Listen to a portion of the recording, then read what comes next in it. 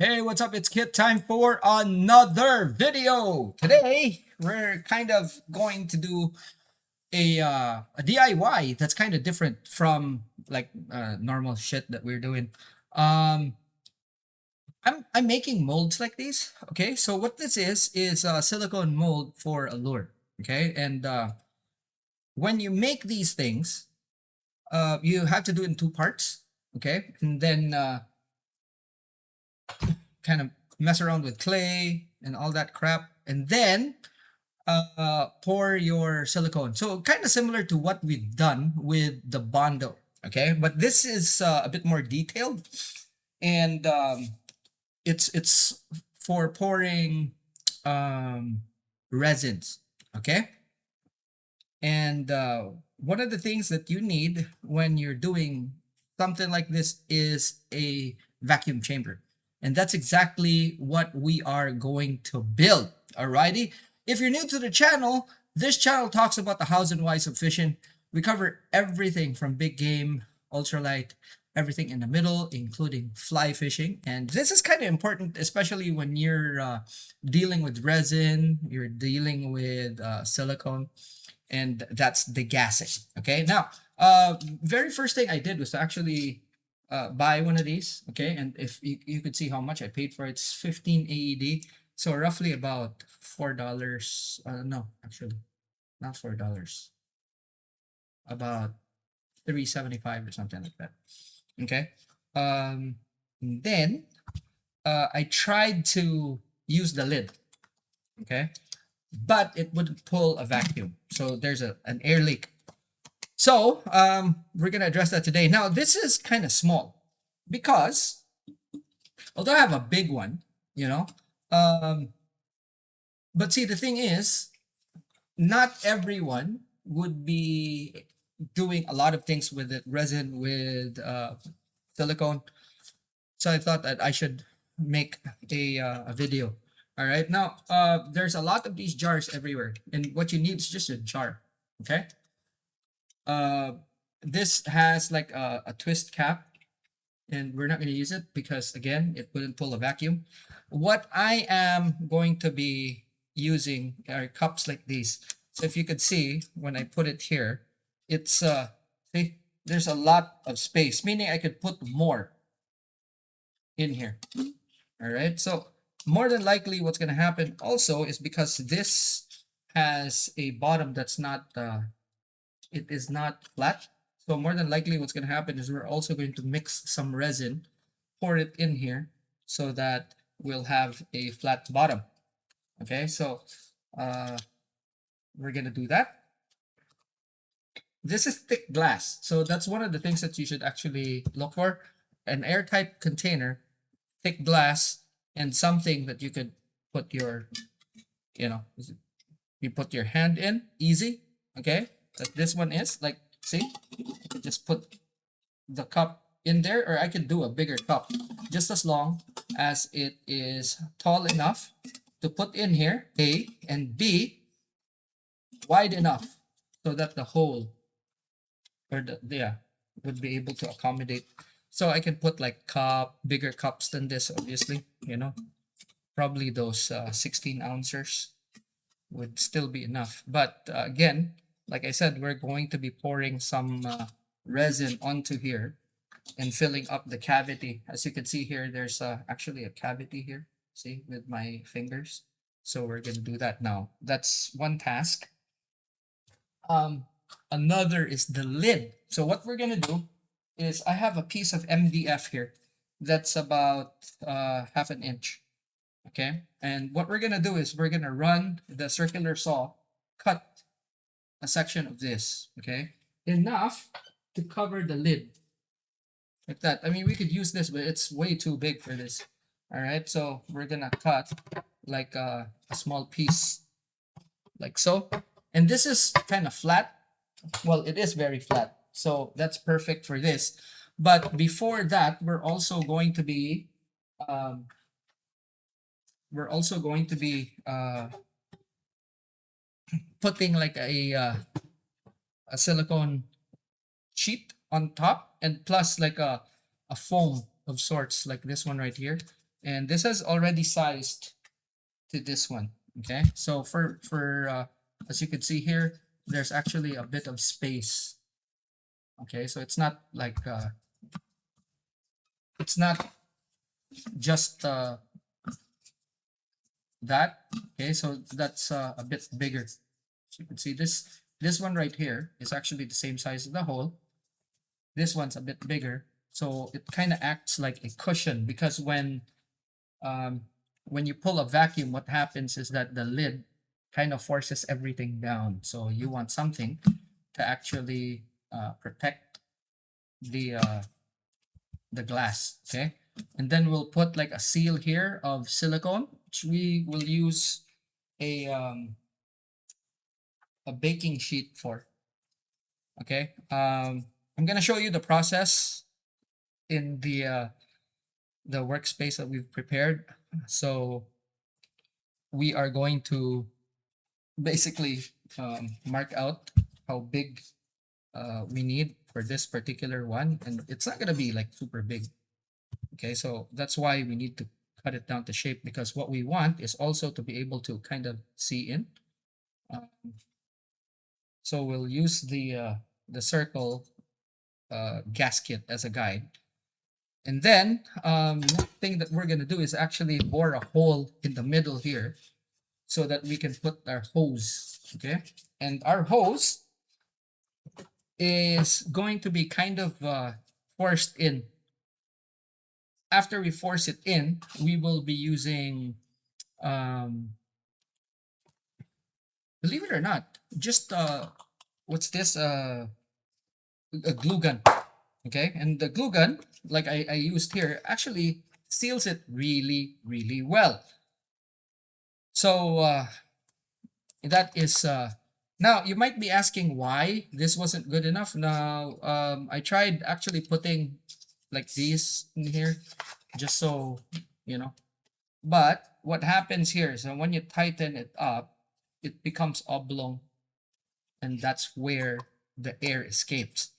I've tested the glass uh for the leaks, and there's none. So there's really something wrong with this lid. I mean, it would have been so simple to actually just have the lid, and then put it on there. Anyway, the mechanism that we're gonna use to pull a vacuum would be this. Okay. There are other options, like take for example the ordinary pumps for bicycles and stuff. But I wanted this whole system to be like so compact. Okay. So this is a brake bleeder. Okay. I got this for about $12 or so. Okay, and it has a gauge already, so this is why I went for this instead of actually the bicycle pump. Bicycle pump, you could just reverse the the cup inside to actually, instead of have it push air, it pulls air. That's all and good. It's just that this is a small compact package that I can actually use here in the office. Now if I wanted something big, I just you know use the vacuum chamber that I have outside. But see, the thing is, when I'm working at night, you know, having it outside is kind of a disadvantage because of uh, the the garage, or the workshop that I have in the garage, is not well lit. That's A, and B, mosquitoes. All right, so especially for silicone, where I don't want dust to actually kind of settle and does that thing. I'd want to work on it here in the office, so that at least I could just close the door, cover it with something, and then I know that it's not gonna get disturbed. There are critters outside, cats. I've seen some rats, and God knows what else. Okay, so it's just easier to work on stuff here inside than it is outside. So I needed something that's super compact. Okay, and this actually pulls like really good vacuum, as you can see there. you know um and all you need is actually like 20, I think, so that you could Yeah. And the jar is actually kind of small, you know, so something like this would just, yeah, more than enough. That's the whole point, because we're not mixing huge batches of silicone. We're just, that's pretty much for the mold that I have. So this, okay, like one of these is actually like that right there. So there's really no need to actually, you know, kind of do more. All right, so that's what we're doing now. First thing we need to do is actually put the size of the square here, and this is from an old cabinet. Now, if you've been in the channel um, long enough, you'll know from the background before that there's this cabinet that I have with like stuff, and when we moved, since that thing was kind of rough because of a water leak we had before, so you know, have that, and I'm using that for this. Okay, one of the shelving units, so at least I can get some use for it. So first a square here, and then after that we cut it in the saw, and then the rest I'm gonna narrate. Alrighty. So this is what we've done here. Because this lip is uneven, okay, I put something like a foam to help seal. This is this foam itself is actually airtight, and then I put a gasket of sorts there, line this up, okay, and then with this nozzle, put it there. It doesn't have to be super centered, and then push down a little bit, and then it starts.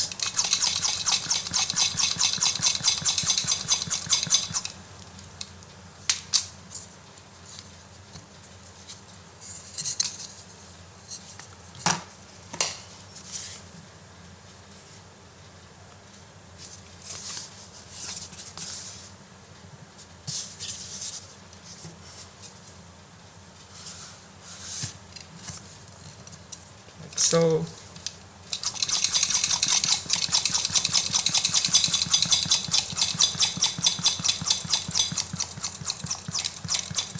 At first, it doesn't seem like it's forming a vacuum, but after a while, you can see that it's actually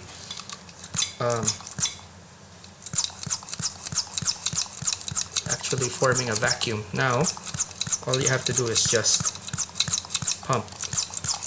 And with this, I'd be able to vacuum out air from my silicone and also the resin that I'm going to be pouring. So as you can see there, the vacuum is increasing, and earlier I had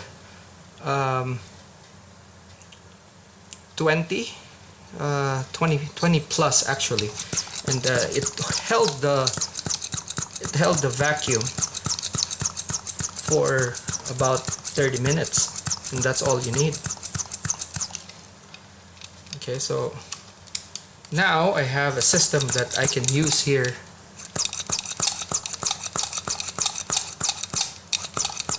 It takes a while, so just be patient, you know. It's actually really cheap to make this, so it's something that you can do for less than $50 or even less than 30. It's for me, this was 15 and this was like 3, so 18, under $20. You know, you want 20 something. As you can see, it can reach that just with a little elbow grease.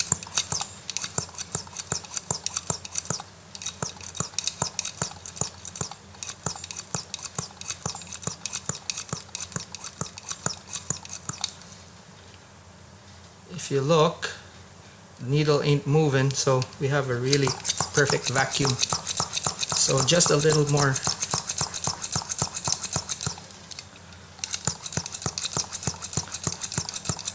it's not gonna cost you a lot for this, and you know, it's quite useful. And there are other applications as well aside from resin and silicone. So as you can see there, that's all we need. Keep it there, okay, and the needle isn't moving, and that's it. All right, so here you can see that I'm actually, right, so very, very useful. Now that we know that it creates a vacuum, what we need to do is pour resin inside to make the surface flat so that it's easier for us to just pop in the cups and it wouldn't slide around, because this one actually has like a rounded bottom. Alright, so what we're gonna do first is to make sure that the glass is leveled. So if we can see here, okay, we can see that it's leveled, right? And that just ensures that when we pour the resin down there, it will be as flat as possible. Okay, so again, you can see that it is centered right there. Okay, right, so now it's time to mix the resin. Alright, now it's time for me to mix the resin, and what we're going to be using is just ordinary all-purpose or general purpose polyester resin, and we're going to color it a dark color so that when we look in, we can actually see what's happening, you know, just like a little dark background under there. I am also going to use the lid to cover so that there's no dust that comes in. Alrighty, so we'll come back when I have the resin mixed up. Alright, so we have black resin mixed with all-purpose, well, black pigment mixed in with our all-purpose polyester resin. And we have our catalyst here. And we're just mixing it. Now the most important thing here is that before it gets warm, we are going to pour it. That way you give it time to level, and relatively, even if we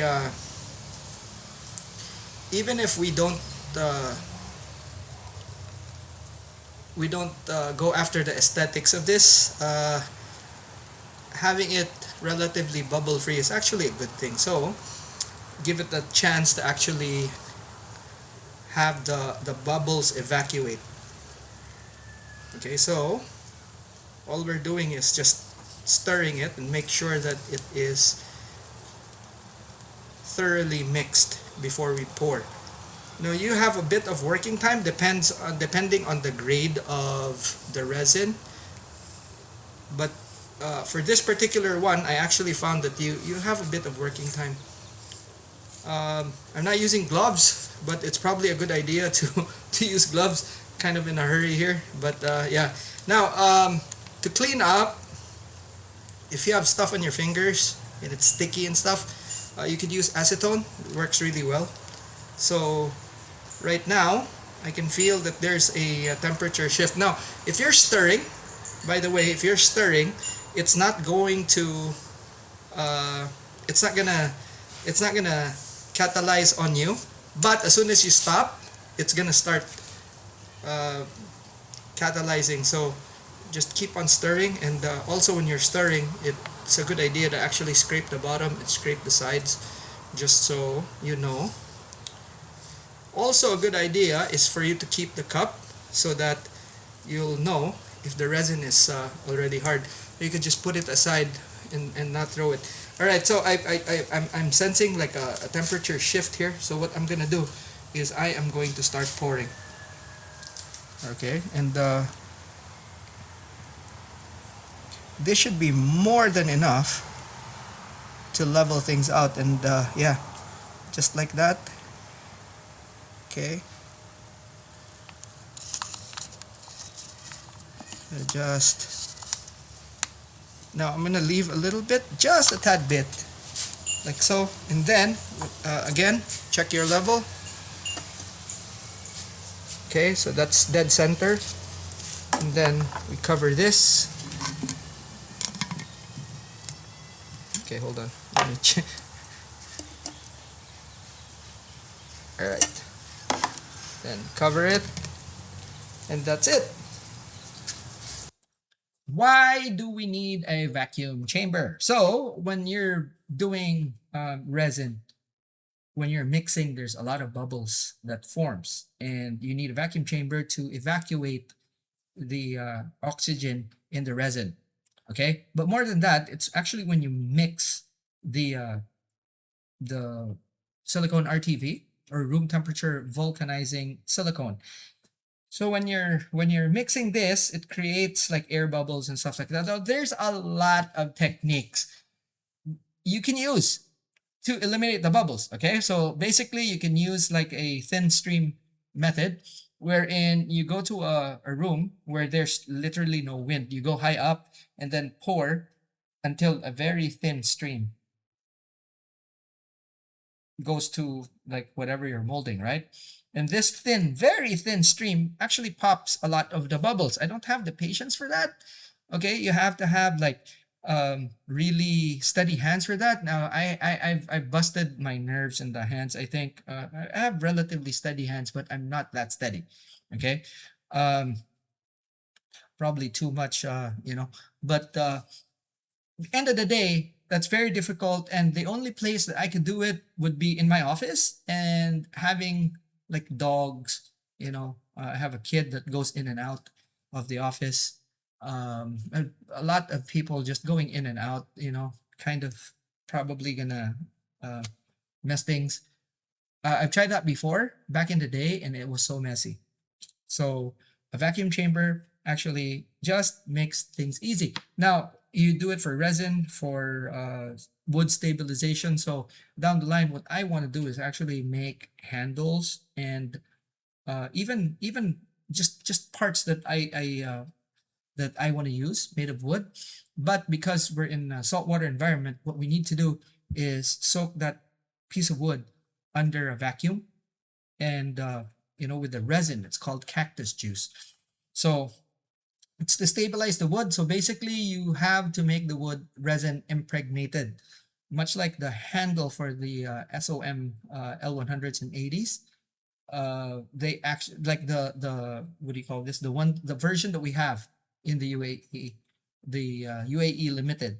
Now if I showed you that, there's a video of that in the channel, but that's resin impregnated wood. Now if you take wood, for example, this one right here, it's light. Okay, you impregnate this with resin, becomes kind of denser, heavier. Okay, so it makes it tougher. So when you're building parts, wooden parts, like take for example, you want to make handles for reels and stuff like that, it's actually something nice. So it makes it kind of withstand damage more. So that's down the line, because we need to buy cactus juice, and that's not cheap. Um, so yeah, like with this vacuum chamber, I could do small stuff. So again, like I said earlier, resins and stuff like that. Now, growing up, I didn't have a vacuum chamber, because while I was in the process of actually building it, I bought parts that I put in the car that I shared with my brother. He doesn't know how to drive because he was such a fucking loser. But until this day, I don't talk to this fucker. So basically, in the car, I put it in the glove, right? These were glass tubes. So basically, what I wanted to do was to have like a cover, and like what we did here, and then I would have like a glass tube sticking in, and that creates the suction. Um, Glass tube, because it's like literally easier for silicone to stick when you actually glue, right? That's A. And B,